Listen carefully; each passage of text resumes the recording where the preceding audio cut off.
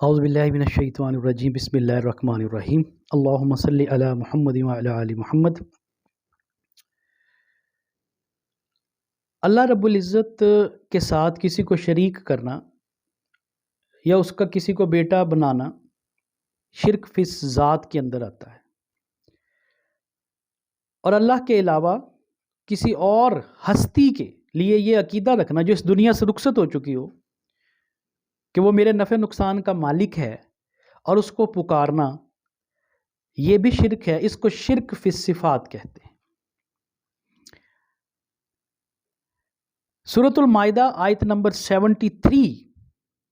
یقیناً کفر کیا ان لوگوں نے جنہوں نے کہا اللہ تین میں کا ایک ہے، حالانکہ ایک خدا کے سوا کوئی خدا نہیں۔ اگر یہ لوگ اپنی ان باتوں سے باز نہ آئے تو ان میں سے جس نے کفر کیا ہے اس کو دردناک سزا دی جائے گی۔ پھر اگلی آیت میں اللہ کہتا ہے، پھر کیا یہ اللہ سے توبہ نہ کریں گے اور اس سے معافی نہ مانگیں گے؟ اللہ بہت درگزر فرمانے والا اور رحم کرنے والا ہے۔ مسیح ابن مریم یعنی عیسیٰ علیہ السلام اس کے سوا کچھ نہیں کہ بس ایک رسول تھے۔ اس سے پہلے اور بھی بہت سے رسول گزر چکے۔ اس کی ماں ایک راست باز یعنی سچی اور نیک عورت تھی، اور وہ دونوں کھانا کھاتے تھے۔ دیکھو ہم کس طرح ان کے سامنے حقیقت کی نشانیاں واضح کرتے ہیں، پھر دیکھو یہ کدھر الٹے پھرے جاتے ہیں۔ کہ انہوں نے حضرت عیسیٰ علیہ السلام کے بعد اپنے من گھڑت عقیدے گھڑ لیے اور عیسیٰ کو اللہ کا بیٹا بنا دیا۔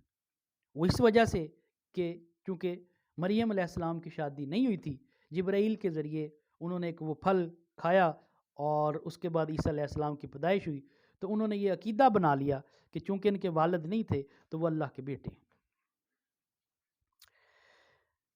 آیت نمبر 76 کے اندر اللہ یہ بات بالکل کلیئر کر دیتا ہے کہ ان سے کہو کیا تم اللہ کو چھوڑ کر اس کی عبادت کرتے ہو، اس کی پرستش کرتے ہو جو نہ تمہارے لیے نقصان کا اختیار رکھتا ہے نہ نفع کا۔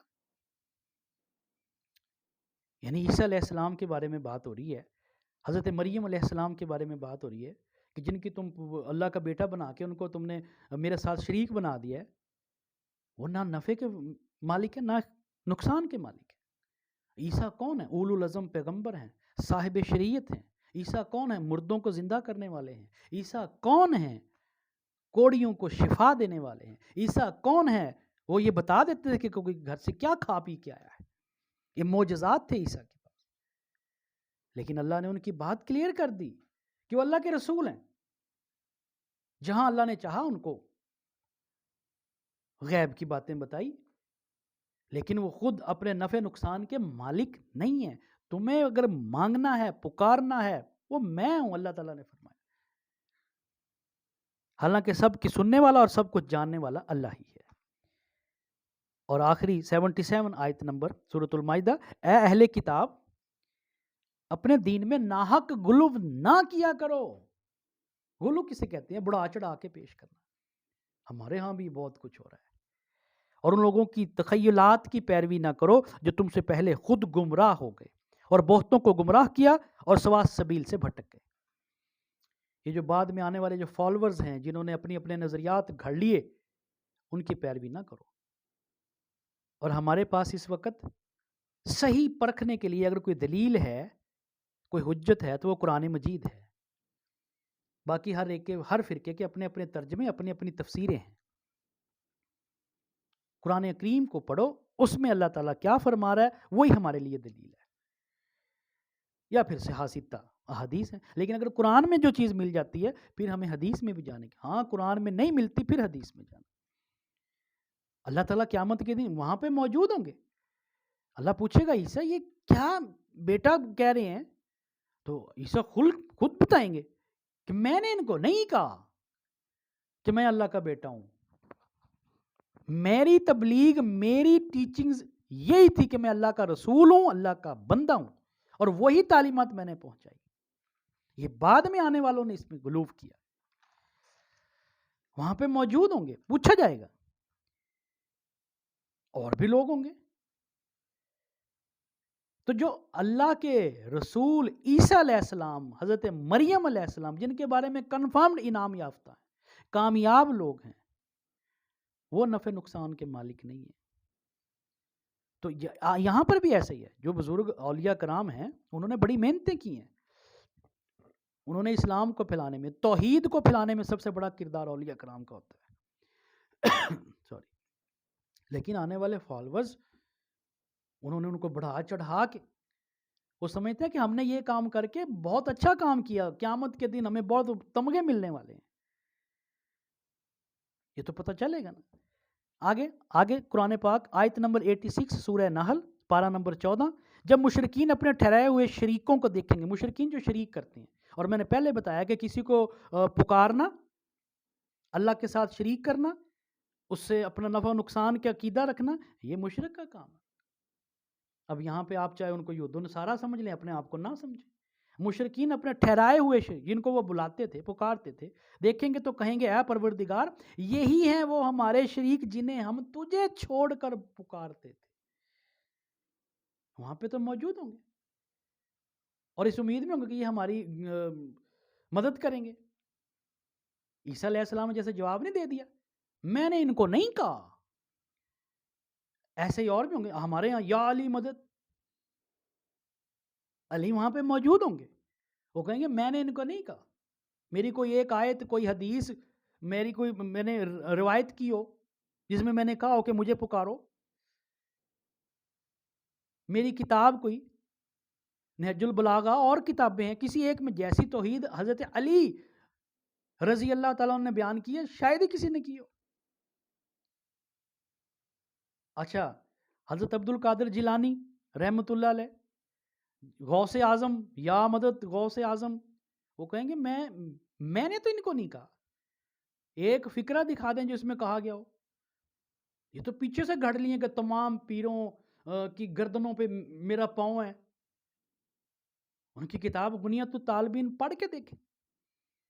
خیر اب تو بہت سے علماء جو دیوبند اور علماء بریلوی ہو تو اس بات سے انکاری ہیں کہ وہ کی کتاب ہی کوئی نہیں، کیونکہ دیکھی توحید ایسی بیان کی گئی ہے، وہ کہتے ہیں یہ کتاب ہی کوئی نہیں، لیکن اپنے مکتبوں سے چھپائی جا رہے ہیں، پیسہ کمائی جا رہے ہیں، جب نہیں ہے کتاب تو کیوں چھاپ رہے ہو، کیوں ان کا نام مینشن کر رہے ہو آپ؟ یہ بہترین طریقہ ہے کہ جب آپ کے کوئی جماعت یا فرقے کے خلاف کوئی بات ہے وہ ماننے سے انکار کر دو، یہ کتاب ہی نہیں ہے ان کی۔ تو وہ آیت کیا بتا رہا ہوں میں، آیت نمبر 86 سورہ نحل پارہ نمبر 14، جب مشرکین اپنے ٹھہرائے ہوئے شریکوں کو دیکھیں گے تو کہیں گے اے پروردگار یہی ہیں ہمارے وہ شریک جنہیں ہم تجھے چھوڑ کر پکارا کرتے تھے۔